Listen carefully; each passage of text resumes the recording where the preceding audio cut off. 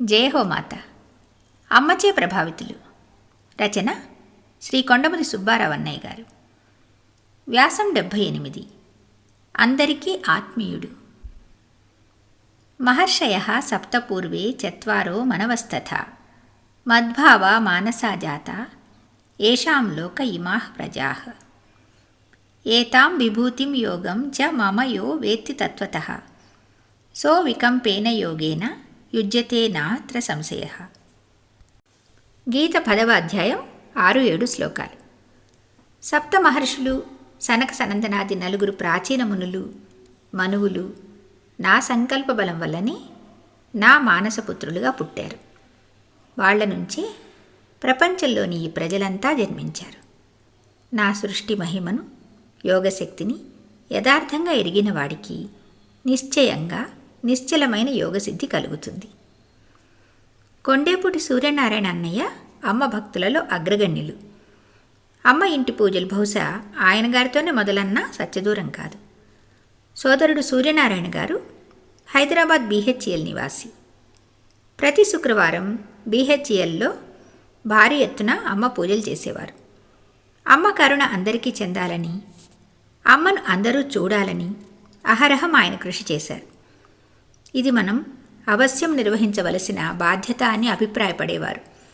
Sanitary manager వారి ఉద్యోగం, అమ్మ సేవ సద్యోగం.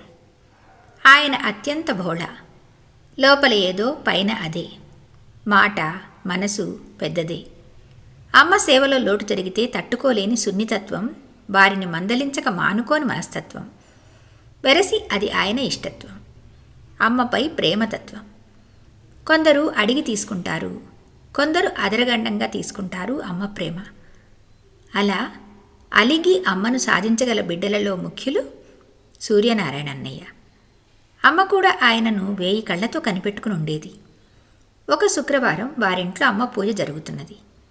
ప్రతిసారి అందులో పాల్గొనే అన్నయ్యలు కొందరు ఆ రోజు జిల్లెళ్లముడి అమ్మ దర్శనానికే వచ్చారు. హైదరాబాదు పూజ సమయంలో వారు అమ్మ పాద సన్నిధిలో ఉన్నారు. కొంత సమయమైన తర్వాత అమ్మ హైదరాబాదులో పూజ పూర్తయిందని చెప్పింది. వారికి అది నమ్మశక్యం కాలేదు. ప్రతిసారి ఇంతకంటే చాలా ఎక్కువ సమయం పూజ జరుగుతుందనే సంగతే వారి మనసులో గింగిరాలు తిరుగుతున్నది. అందుచేత వారికి అమ్మ సత్యం వచించడం లేదు అని విరక్తి చెంది 2-3 రోజులు ఉందామనుకున్న వారు ఆ రోజే వెళ్ళిపోయారు. తీరా ఇంటికి వెళ్ళి విచారిస్తే ఆ క్రితం రోజు అమ్మ చెప్పిన సమయానికి పూజ ముగిసిందని తెలిసింది. ఒక సోదరునికి ఒంట్లో నలతగా ఉండడంతో పూజ త్వరగా ముగించారట. ఆ సోదరులకు అమ్మ సర్వజ్ఞత మీద కంటే అమ్మ స్వయంగా అదృశ్యం రూపంలో బీహెచ్ఈఎల్ హైదరాబాద్ వచ్చి మన పూజలు అందుకుంటున్నది అనే నమ్మకం కలిగి అమ్మపై భక్తి 10 రెట్లు పెరిగింది. అందరి విశ్వాసాలకు కేంద్ర బిందువు కావటం సూర్యనారాయణ అన్నయ్య అదృష్టం. అమ్మ అతిలోక సామర్థ్య వెల్లడికి అన్నయ్య పూజలు నిమిత్తమవటం ఆయన భక్తికి అమ్మ ఇచ్చిన ప్రతిఫలం. ఆవరణలో పరిశుభ్రత లోపిస్తే అమ్మ సూర్యనారాయణ వస్తే బాగుండును అని అనుకోగానే అక్కడ సూర్యనారాయణ అన్నయ్య జిల్లెళ్ళముడు బయలుదేరేవాడు. అందరింటి ఆవరణ శుభ్రపడేది. బహిరంగ శుభ్రతే కాదు, అంతఃకరణ శుద్ధి కూడా అంత ముఖ్యమనేవారు. అతిథి మర్యాదలతో అందరి మనసులు చూరగొన్నారు. అమ్మ బిడ్డలతో స్నేహం అంతా అరమిరకలు లేకుండా చేసేవాడు. స్వర్ణోత్సవ సమయంలో ఎంతో సేవ చేశారన్నయ్య. అందరింటి బిడ్డలలో అందరికీ ఆత్మీయులు సూర్యనారాయణ అన్నయ్య. అనుక్షణం అమ్మ చింతనలోనే గడిపారు. అమ్మలోనే ఐక్యమయ్యారు. కుటుంబం అమ్మార్చన కొనసాగుతూనే ఉన్నది.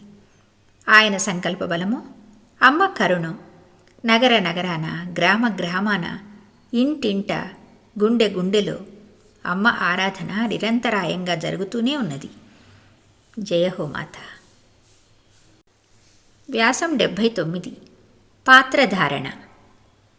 నిరాశైర్యత చిత్తాత్మ త్యక్త సర్వ పరిగ్రహ శారీరం కేవలం కర్మ కుర్వన్నాప్నోతి కిల్బిషం యదృచ్ఛా లాభ సంతుష్టో ద్వంద్వాతీతో విమత్సరః సమః సిద్ధావసిద్ధౌ చ కృత్వాపి న నిబధ్యతే. గీత 4వ అధ్యాయం 21-22 శ్లోకాలు. వాంఛలు వదిలిపెట్టి చిత్తము మనస్సు వశపరుచుకుని ఈ వస్తువు నాది అనేది లేకుండా కేవలం శరీర పోషణ కోసం కర్మలాచరించేవాడు పాపం పొందడు. అప్రయత్నంగా లభించిన వస్తువులతో సంతృప్తి చెందుతూ ఇతరుల మీద ఈర్ష్య పడకుండా సుఖదుఖాలకు లొంగకుండా జయాపజయాల పట్ల సమదృష్టి కలిగినవాడు కర్మలు చేసినా బంధాలలో చిక్కుకోడు. ఒక సినిమా ప్రస్తావన తెస్తాను. నాది సందర్భోచితం కాదని నాపై కినుక వహించవద్దు. 1983 సంవత్సరం విడుదలైన ప్రఖ్యాత సినీ దర్శకుడు శ్రీ కె. బాలచంద్ర దర్శకత్వం వహించిన కోకిలమ్మ సినిమా చూసారా? ఈ తరం వారు కనీసం యూట్యూబ్లో అయినా చూసారా? గొప్ప సందేశాత్మక చిత్రం. నేను చెప్పబోయేది సినిమా కథ కాదు. ఆ సినిమాలో రేడియో అన్నయ్య పాత్రధారిని గమనించారా? అరే ఆశ్చర్యం! మన అందరింటి సోదరుడు శ్రీ చాగంటి వెంకట్రావు డిఎస్పి గారు ఇక్కడ ఉన్నారేమిటి అనుకున్నారా? ఏమీ ఆశ్చర్యం లేదు. వారు మన సోదరులు శ్రీ చాగంటి వెంకట్రావు గారే. సందర్భంలోకి వెళదాం. అమ్మ గురించి మనందరి ఆలోచనలు ఒకటే. అమ్మకు సేవ చేయాలన్న సంకల్పం అందరికీ ఒకటే. ఆశయంలో తేడా లేదు. ఆచరణ మాత్రం భిన్నం కావచ్చు. ఆ రోజుల్లో అందరింటి ఆర్థిక పరిస్థితి దినదిన గండం నూరేళ్ల ఆయుష్లాగా ఉండేది. అంతా అమ్మే చూసుకుంటుందని విశ్వాసం ఉన్నా ఆ రోజుల్లో అమ్మ బిడ్డలందరిది ఒకటే తాపత్రయం.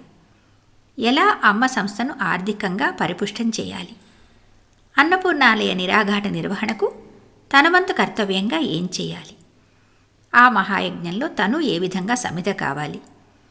ఆ తపనలో ఎవరి ఆలోచన వారిదే. అదొక మనోసాగర మథనం.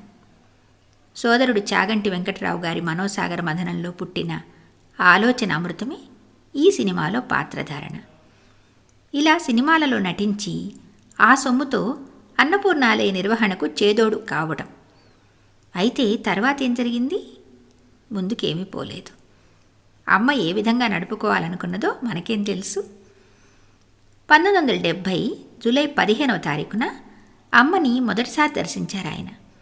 ఆనాడు తొలి ఏకాదశి. వారిని ప్రప్రథమంగా జేఎఫ్ నీలాండ్ అనే విదేశీయుడు అమ్మకు పరిచయం చేశారు. అతనిది హాలండ్ దేశం. హాలండ్ నుంచి ప్రత్యేకంగా అమ్మ దర్శనం కోసమే భారతదేశం వచ్చారు. అక్కడ ఉండగా అమ్మను గురించి ఒక పత్రికలో చదివారట. వెంటనే ఏకాఏకి జిల్లెళ్ళముడి వచ్చేశారు అతను. అతని భక్తి తత్పరత అంత తీవ్రమైనది. అతనే వెంకట్రావు గారిని అమ్మ దగ్గరకు తీసుకెళ్ళాడు. ఇంగ్లీష్లో అమ్మతో, అమ్మ ఇతను వెంకట్రావు హైదరాబాద్ నుంచి వచ్చాడు అని అమ్మతో వెంకట్రావు గారి గురించి చెప్పారు. అమ్మ మందహాసం చేసింది. వెంకట్రావు గారికి గంపెడు సిగ్గేసింది. ఇదేమిటి, ఒక విదేశీయుడు ఎక్కడో యూరోప్ దేశం నుంచి వచ్చాడు. నేను ఇక్కడి వాడను, హైదరాబాద్ నుంచి వచ్చాను. అతను నన్ను పరిచయం చేయటం ఏమిటి? యూరోప్ కన్నా హైదరాబాద్ నగరమే జిల్లెలముడికి దూరంగా ఉందా అనిపించింది. ఆ పశ్చాత్తాపంలోనే ఈ అమ్మ ఎవరు అంటూ ప్రశ్నల పరంపరతో సతమతమైపోయారు. 16వ తేదీ రాత్రి ఈ ప్రశ్నలతో ఒక్క కునుకు కూడా నిద్ర లేకుండా పోయింది. 17 ఉదయం భళ్ళుమని తెల్లవారింది. ఒకే ఒక ఆలోచన మనస్సులో మెరుపులా మెరిసింది. తను చూసింది దైవమునని, ఈ దర్శనంతో తన అన్వేషణ పరిసమాప్తయిందని, ఇక ఖచ్చితంగా జీవిత శేషాన్ని గడపవచ్చు అని అనిపించింది. 1956వ సంవత్సరం నుండి మానవ దేహమును ధరించిన అవతారమూర్తిని దర్శించి సేవించి తరించాలని ఆయనకుండేది. 1956 నుండి 1970 వరకు నిర్విరామంగా జరిగిన తన అన్వేషణ ఈనాటికి అద్భుతంగా ముగిసిందని, తిరిగి అమ్మఒడిలో మరలా జన్మించినట్లు అనిపించింది. తన అన్వేషణ వృధా పోలేదని అనిపించింది. తన సమస్యలు పరిష్కారమయ్యాయి అనిపించింది. ఇక జీవితంలో తను భయపడవలసిన అవసరం లేదనిపించింది. దాహంతో ఎండమావల చుట్టూ పరుగులు తీసే తనకి వయాశస్సు లభించిందని అనిపించింది. ఒక మహనీయురాలు తనకు ఈ జన్మనిచ్చి తనను ఈ అమ్మ చేతిలో పెట్టింది. శరీరం ఇచ్చింది ఆమె. 9 నెలలు బంగారు బజ్జులో పోషించింది. ఇక పెంచి పెద్ద చేయవలసింది జిల్లెళ్ళముడి అమ్మే. అమ్మ విద్యాలయంలో చేరాను, నీట ముంచిన పాల ముంచిన ఈ అమ్మదే బాధ్యత అని అమ్మకు సర్వశరణ్యమైనాడు. వారే ఇలా వ్రాసుకున్నారు: నమ్మితి రామచంద్ర, మది నమ్మితి రాజకులేంద్ర, మేలుగా నమ్మితి కీర్తి సాంద్ర, నమ్మిక కర్హులు కాని వారలన్ నమ్మనయ, దయాబ్దివని నమ్మితి నిన్మది జానకీపతి అని శ్రీ రామదాస్ అన్నట్లు అమ్మ పాదములను చేరినాను. నిన్ను నమ్మిన రీతి నమ్మనొరులన్, నీకన్న నాకెన్న లేరన్నల్దమ్ములు తల్లిదండ్రులు, గురుండాపస్సహాయుండు అని దూర్జటి మహాకవి అన్నట్లు అమ్మను శరణుజొచ్చినాను అని అమ్మను ప్రార్థించాడు. ఇక అంతా అమ్మదే భారం. అమ్మ పూర్తిగా అనుగ్రహించి, ద్వంద్వములు దాటించి, బ్రహ్మజ్ఞానమును ప్రసాదించి, భగవత్ ప్రాప్తిని కలిగించి, అరిషడ్వర్గములను జయింపచేసి ఒక ధీరునిగా చేయాలని ఆ నమ్మకంతోనే 2 దశాబ్దాలు తరచూ అమ్మ కోసం జిల్లెళ్లమూడి చుట్టూ తిరిగారు. 1 దశాబ్దం పైగా అమ్మ సమక్షంలో ఉన్నారు. అమ్మ సన్నిధిలోనే కూర్చుని అమ్మ అందరితో అన్న మాటలు అక్షరబద్ధం చేసి సోదరలోకానికి అందించారు. అమ్మ పాటలు పాడుకొని తాను సంతోషపడ్డారు, అమ్మను సంతోషపెట్టారు. తన సంతోషాన్ని మనకు పంచారు. అమ్మ చింతనతో కాలం గడిపారు. శరీరం సహకరించని కాలంలోనూ అమ్మను గురించి పుంఖానుపుంఖాలుగా వ్యాసాలు వ్రాసి ప్రచురింపచేశారు. అన్నయ్య ఎంత నిష్కపటో, ఎంత ఆలోచనాపరుడో చూడండి. తన షష్ఠిపూర్తి సందర్భంగా తనలో తాను వితర్కించుకున్నారు. ఇక్కడ నేను జీవితంలో ఎంతవరకు ఉత్తీర్ణులైనట్లు, ఏమి ర్యాంకు వచ్చినట్లు, ఏ తరగతి దాటినట్టు అని తనను తాను ప్రశ్నించుకున్నారు. ఆయన ఎన్నో మెట్లెక్కి అమ్మ సన్నిధి చేరారు. మరెన్నో శిఖరాలు అధిరోహించి అమ్మ బడిలో చేరారు. అమ్మ ఒడి చేరుటకై నిరంతర తపన పడుతున్నారు. కానీ అన్నయ్య వినమ్రంగా, సిగ్గుతో తలవంచుకున్నాను, ప్రారంభించిన తరగతిలోనే ఉన్నాను, ఒక్క మెట్టు కూడా దాటలేదు, ఎక్కడికక్కడే అపజయం, ఎక్కడికక్కడే పరాభవం, మరి ఎందుకని ఈ ఆర్భాటం, ఏమి సాధించానని ఈ అతిశయం, మా మనవరాల ముందు నేను సిగ్గుపడతాను, ఆమెకున్న ధైర్యం నాకు లేదు కదా అని, ఆమె యందు అరిషడ్వర్గములు శత్రుత్వం వహించలేదు కదా, అంత పవిత్రత నాకు లేదు కదా. అటువంటి పసిహృదయం ఉన్నప్పుడే భగవంతుని సామ్రాజ్యంలో అడుగుపెట్టగలమని భగవంతుడు అన్నాడు కదా, మరి నాకు ఆ హృదయం ఉందా? ఇది అన్నయ్య వినయమే కానీ మనకందనన్ని మెట్లెక్కారు. ఒకసారి బాగా పాడలేకపోయానని బాధపడే ఒక గాయకుడిని ఉద్దేశించి ఇలా అన్నది అమ్మ: నాన్న, నువ్వు అనుకున్నంత బాగా పాడలేదేమో కానీ మేము అనుకోనంత బాగా పాడావు అని. ఇది సరిగ్గా అన్నయ్య విషయంలో అక్షరాలా అన్వయిస్తుంది. అన్నయ్య అనుకున్న మెట్లు ఎక్కాడో లేదో కానీ మనకంటే మాత్రం చాలా ముందున్నాడు. అన్నయ్య తనదైన భక్తితో ఎందరో ఆర్తులకు మార్గదర్శకులైనారు. ఒక అనుభవం చూడండి. 6 నెలల క్రితం మేమిద్దరం కలిశాం. అతను నాకు స్నేహితుడు. చాలా నీరసంగా కనపడ్డాడు. కారణం అడిగాను. నేను రిటైర్ అయినాను, పింఛన్ తీసుకుంటున్నాను, వెనకాల ఏమీ లేదు, పింఛను చాలదు, నా భార్యకు ఏమీ ఉద్యోగం లేదు, మాకు ఇల్లు గడిచే అధరువు లేదు. సరిగ్గా రిటైర్ అయ్యే సమయానికి ఒక పిల్లవాడు కలిగాడు. వాడిని పెంచడం ఎలాగా అని బెంగ అని నాతో వాపోయాడు. నేనప్పుడు అమ్మ కుంకుమ పొట్లం ఒకటి ఇచ్చాను. అమ్మ ఫోటో ఒకటి కూడా అతనికి ఇచ్చాను. నిత్యము అమ్మను తలుచుకోండి, అమ్మను ప్రార్థించండి, మీ విషయాలన్నీ చక్కబడతాయి అని ధైర్యం చెప్పాను. ఆయన భక్తితో వినయంతో తీసుకున్నాడు. ఆ తర్వాత మేము 6 నెలల తర్వాత కలిశాం. ఆయన ముఖంలో నీరసం లేదు, మనిషి ఉత్సాహంగా కనపడ్డాడు. విషయం ఏమిటంటే, నాకు మరొక ఉద్యోగం దొరికింది, ఇప్పుడు ఇబ్బంది లేకుండా ఉన్నాను. నాకే కాదు, నా భార్యకు కూడా ఉద్యోగం దొరికింది. మేమిద్దరం ఒకే సంస్థలో పనిచేస్తున్నాము. అది మరింత విశేషం. మేము ఇద్దరం ఆఫీసుకు కలిసి వెళ్ళి వస్తున్నాం అని ఎంతో ఉత్సాహంగా చెప్పాడు. ఇదంతా అమ్మ దయ, సందేహం లేదు. నాకు రాజరాజేశ్వరి ఇష్టదైవం. నిత్యం మీరిచ్చిన కుంకుమను పెట్టుకుంటూ అమ్మ ఫోటోను ఆరాధించుకునేవాళ్ళం. దాని ఫలితమే ఇది అన్నాడు. నాకు అమితానందమైంది. అమ్మ కారుణ్యమూర్తి. అమ్మను తలుచుకుంటే మనకు కష్టములు రావు. వచ్చినా అమ్మ మనల్ని ఒక ఒడ్డుకు చేరుస్తుంది. అన్ని బాధ్యతలు అమ్మే తీసుకుంటుంది. జ్ఞానమొసగరాదా, నీ నామముచే నా మది నిర్మలమై ఉన్నది అన్న త్యాగరాజు రీతిలో ప్రార్థిస్తూ తనను తాను తెలుసుకునే వరకు, ఆ జ్ఞానము లభించే వరకు వెనక్కి తిరిగి చూసుకుంటూ ముందుకు అడుగులు వేస్తూనే ఉంటానన్నారు. అమ్మ దయ తనపై ఉన్నదన్న పరిపూర్ణ విశ్వాసంతో అలా ప్రయాణిస్తూనే అమ్మ దరి చేరారు. ఆయన కోరిక నెరవేరిందో లేదో నిర్ధారించే కొలబద్ద మన దగ్గరేది? నెరవేరిందని విశ్వసించటమే అమ్మ చెప్పిందిగా. విశ్వాసమే భగవంతుడని, అన్యథా శరణం నాస్తి. జయహో మాత. వ్యాసం 80. యశోదమ్మ. బాహ్యస్పర్శేష్వసక్తాత్మ విందత్యాత్మని యస్సుఖం స బ్రహ్మయోగయుక్తాత్మ సుఖమక్షయమశ్నుతే. గీత 5వ అధ్యాయం 21వ శ్లోకం. ప్రపంచ సుఖాల మీద ఆసక్తి లేనివాడు ఆత్మానందం అనుభవిస్తాడు.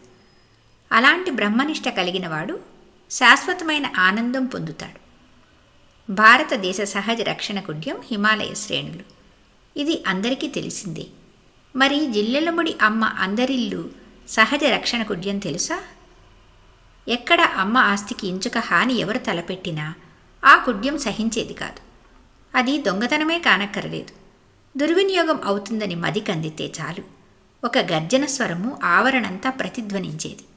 అది గజేంద్ర మక్కయ్య కంఠధ్వని. అమ్మకు ఏ రకమైన నష్టం సహించలేని అమృత హృదయ ప్రతిస్పందన. ఆ రోజుల్లో శ్రీ బ్రహ్మాండ సుబ్బారావు అన్నయ్య పాటగట్టి పాడించేవాడు. లేచింది లేచింది గజెక్క గొంతు, దద్దరిల్లింది ఆవరణమంతా అని. గజేంద్ర మక్కయ్య అంత కఠినురాలా? కాదు. గొంతు మేఘ గంభీరం, మనసు నవనీతం.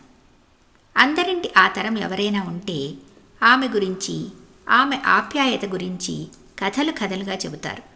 మధ్యతరాలను అడగండి. మా నాన్నని ఇట్లా చూసిందట, మా అమ్మని ఇట్లా ఆదుకుందిట, నన్ను చిన్నతనంలో యశోదమ్మయ్య ఆదరించినదట, నేను చిన్నప్పుడు ఆమె ఇంటే అని చెబుతారు. అన్ని యథార్థాలే, వాస్తవానికి దర్పణాలే. సుబ్బారావన్నయ్య, రవన్నయ్య అంటే ఆమెకు మహా అపేక్ష. హైమక్కయ్య అంటే ప్రాణం, అమ్మంటే సర్వస్వం. ఆమె ఇల్లు ఎందరికో ఒక పుణ్యభూమి. నా పాలిట అంతే. మా నాన్న రామకృష్ణ అన్నయ్యకు తొలినాళ్లలో 1962 నవంబర్ 11వ తేదీ కార్తీక పూర్ణమి నాడు అర్ధరాత్రి అమ్మ ఆయనకు అనుభవాలు వసగి విశ్వరూప దర్శనం కలిగించి తన ధన మాన ప్రాణాలు అమ్మ చెంత సమర్పణ జరిగేలా చేసింది. ఆ పుణ్యక్షేత్రం గజేంద్రమక్కయ్య ఇల్లే, ఆమె నట్టిల్లే. కౌరవ పాండవ సంగ్రామస్థలి కురుక్షేత్రం పుణ్యస్థలైతే మా నాన్న రామకృష్ణ అన్నయ్య మనోవికారాలు సమసిన గజేంద్రమక్కయ్య ఇల్లు మహాపుణ్యక్షేత్రమే. అంతేనా? ఆధ్యాత్మిక కేంద్రమేనా ఆ స్థలి? కాదు. యువకులందరికీ అది మనోవికాస కేంద్రం. సుబ్బారావన్నయ్యకు, నాన్నగారికి అది యాత్రాస్థలి. యువకులందరం, రవెన్నయ్యతో సహా అందరం అక్కడ చేరి క్రికెట్ కామెంటరీ వినటం, రాజకీయ చర్చలు జరపటం, తదాది కార్యక్రమాలకు ఆటపట్టది. ఈ కోలాహలం నాన్నగారిని, సుబ్బారావన్నయ్యను ఆకర్షించేది.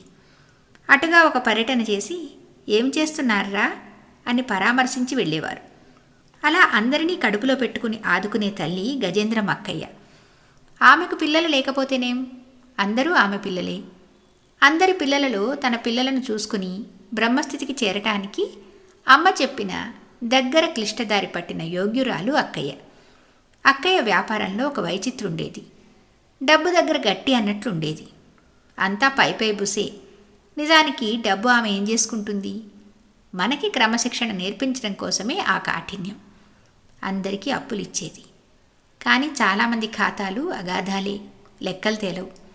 ఆ ఖాతాలు తీర్చని వారు ఎందరో. ఆమె కూడా నిజానికి ఏ పూజలకో పబ్బానికో డబ్బు లేక వెతుక్కుంటుంటే అరువిస్తాను తీసుకొని వెళ్ళండి అని ఆమె ముందుకొచ్చేది. రావిపాటి గజేంద్రమక్కయ్యది గుంటూరు జిల్లా పొన్నూరు దగ్గర ఇటికంపాడు గ్రామం. సంపెంగరావు ఆమె భర్త పేరు. మొదటిసారి అమ్మను చూడటానికి 1957లో జిల్లెళ్ళమూడి వచ్చింది. ఆ రోజు పూర్ణిమ. రెడ్డిపాలెం యోగి లక్ష్మీకాంతవర్యులు ఆ రోజే అమ్మను చూడటానికి, అమ్మతో వేదాంత చర్చ చేయడానికి వచ్చారు. వారు అమ్మను గాయత్రీదేవిగా గుర్తించి సంబోధించిన శుభదినమది. గజేంద్రమ్మ అక్కయ్య అమ్మను చూసినప్పుడు అమ్మ కన్నుల్లో పార్వతీ పరమేశ్వరులు కనిపించారు. అమ్మలో మహా అద్భుత శక్తి ఉన్నదని, మనలాంటి మానవ మాతృరాలు కాదని అక్కయ్య నిశ్చయించుకొని 10 రోజుల పాటు అమ్మ సన్నిధిలోనే ఉన్నది. ఒకసారి అమ్మ స్నానాల గది వద్ద బంగారు వడ్డాణం దొరికింది అక్కయ్యకు. గజేంద్రమ్మ అక్కయ్య దానిని తీసుకువెళ్ళి అమ్మకిచ్చింది. అంతటి లౌకిక వాసనలు ఎరుగని మట్టి మనిషి అక్కయ్య. అలా అమ్మ సేవ మొదలైంది. ఆ రోజుల్లో అందరింటి అన్ని పనులు అందరింటి సోదరీ సోదరులే చేసేవారు. కూలీలను పెట్టుకోవడం లేదు. పొలం పనైనా, ఇల్లు కట్టుబడి పనైనా, ఏదైనా సరే అన్నయ్యలు అక్కయ్యలే చేసేవారు. 10 ఎకరాల పొలం ఉండేది సంస్థకు. అక్కడ నాట్లు వేయడానికి, పంట కోయడానికి గజేంద్రమ్మ అక్కయ్య అందరితో కలిసి వెళ్ళేది. వాళ్ళు పనిచేసి అందరింటికి తిరిగి వచ్చేసరికి అమ్మ గోళ్లల్లో మట్టి ఉండేది. అమ్మ అలసిపోయి ఉండేది. ఏమిటమ్మా ఈ మట్టి, ఈ చెమటలు అంటే, పొలంలో పని నేను చేయకుండానే మీరు చేశారా అని అనేది అమ్మ. అందరికీ ఆ రోజుల్లో ఇలాంటి దృష్టాంతాలు కోకొల్లలు. ఆనాటి స్వర్ణయుగం యుగలక్షణం అది. గజేంద్రమ్మ అక్కయ్య వచ్చిన రోజుల్లో అమ్మకు పూజ చేస్తుంటే అమ్మ సమాధిలోకి పోయి ఎన్నో దేవతా ముద్రలు వచ్చేవి. చూసి ఆశ్చర్యపోయేది అక్కయ్య. అక్కయ్యది గోపికా భక్తి. అమ్మ సామాన్యంగా పూర్ణిమ, ఏకాదశి దినాలలో ఓంకార నదికి స్నానానికి వెళ్ళేది. అమ్మతో చాలామంది వెళ్ళేవాళ్ళు. గజేంద్రమ్మ అక్కయ్య వెళ్ళేది. ఒకసారి గజేంద్రమ్మ అక్కయ్య కాలువలో స్నానం పూర్తి చేసి గట్టుకెళ్ళింది. అమ్మ కాలువలో నుండి రాలేదు. కాలువలోనూ కనిపించలేదు. గట్టుపై ఏడుస్తూ కూర్చున్నదామె. అమ్మ మునిగిపోయిందని. అమ్మ కాలువలో ఈత కొట్టి ఎక్కడొక్కో వెళ్ళి తేలింది. అమ్మ కనిపించేదాకా అక్కయ్య బాధ వర్ణనాతీతం. భగవంతుడి సుఖమే నా సుఖము అని భావించే గోపిక లాంటిది గజేంద్రమ్మ అక్కయ్య. 1962లో ఒకసారి అమ్మ చీరాలు వెళ్ళింది. ఆ సమయంలో ఒక స్త్రీ జిల్లెల మూడొచ్చింది. ఇది అమ్మ ఇల్లు కదా అన్నది. గజేంద్రమ్మ అక్కయ్య ఆమెను ఉండనీక పంపించి వేసింది. మర్నాడు గజేంద్రమ్మ చీరాల అమ్మ వద్దకు వెళితే, నీ వద్దకు వచ్చిన ఆమెను ఎందుకు పంపించేశావు అని అమ్మ అడిగింది. అమ్మే ఆరోపణలో వచ్చిన విషయం గుర్తించలేకపోయానే అని గజేంద్రమ్మ అక్కయ్య చాలా బాధపడ్డది. అమ్మ ఒకసారి అక్కయ్యను బఠానీలు, ఉప్పు శనగలు కావాలని అడిగింది. అవి తీసుకొని వచ్చి అమ్మ వద్దకు వెళ్ళగా అమ్మ పడుకొని నిద్రపోతుందని చెప్పారు అక్కడివారు. మర్నాడు అక్కయ్య అమ్మ దగ్గరకు రాగా, ఏవి నేను అడిగినవి అని అమ్మ అడిగింది. నేను తీసుకొని వస్తే నీవు రాత్రి నిద్రపోతున్నావని చెప్పారమ్మా అని గజేంద్రమ్మ అక్కయ్య అనగా, నేను నిద్రపోతున్నానని వాళ్ళకు తెలుసా? అయినా నీకు నా దగ్గర అడ్డం లేదని చెప్పానుగా అని అక్కయ్యకు సర్వస్వతంత్రం ప్రకటించింది అమ్మ. మరో ముఖ్య విషయం, గజేంద్రమ్మ అక్కయ్య నిమిత్తంగా అమ్మ గొప్ప విషయం చెప్పింది. ఆగ్రహం కూడా అనుగ్రహమే అని. ఒకసారి అక్కయ్యకు 2 చేతులు విరిగితే అక్కయ్య అమ్మ దగ్గరకు వచ్చి, నా గతి ఇలా చేశావేమిటి? నాపై ఆగ్రహించావా? నాపై కరుణ తప్పిందా అని నిగ్గదీసింది. అమ్మ నవ్వుతూ, కష్టసుఖాలు 2 దయతో ఇచ్చేవే అన్నది. ఆగ్రహ అనుగ్రహాలంటూ లేవు, అంతా అనుగ్రహమే. ఆగ్రహం కూడా అనుగ్రహమే. కష్టాలు అమ్మ దయతో ప్రసాదించేవే. ఏదైనా ఒడిపట్టాల్సిందే అని మహత్తర సందేశం ఇచ్చింది అమ్మ. అమ్మ దగ్గరకు నేను పోనక్కర్లేదు, అమ్మే నా దగ్గరకు వస్తుంది అనేది అక్కయ్య. కానీ అమ్మ దగ్గరకు తనే వెళ్ళింది. 2007వ సంవత్సరం నవంబర్ 20వ తేదీ అమ్మను కలవటానికి వెళ్ళింది అక్కయ్య. జిల్లెలముడి వినీల ఆకాశంలో ఒక ధృవతార గజేంద్రమ్మ అక్కయ్య, ఒక దివ్య జ్యోతి గజేంద్రమ్మ అక్కయ్య. జయ హో మాత.